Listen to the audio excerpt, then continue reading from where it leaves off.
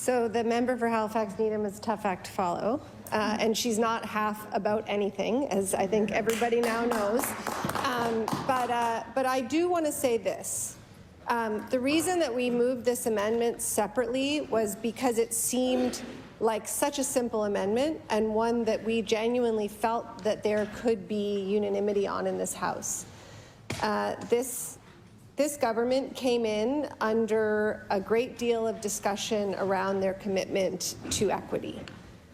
Subsequently, they have taken some action on that, and one of the actions that this government has taken was to strike this committee and to put forward this legislation. And we recognize that, and we recognize that by being a part of those conversations.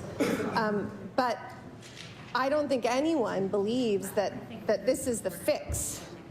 It might, it's a start, it's a first step, it's a big step, but it's a first step.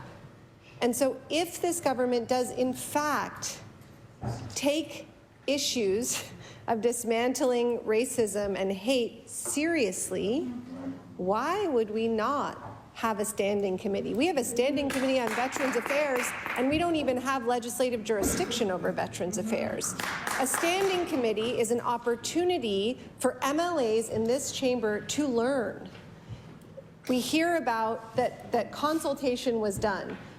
Well, yes, that's great that consultation was done. Consultation wasn't done on this act. No one in that consultation saw this piece of legislation, nor did they see a draft of this legislation. They were asked about what they thought about dismantling racism and ending hate, and that information was really valuable, no doubt. But that's not static information. That's not a one and done kind of a situation.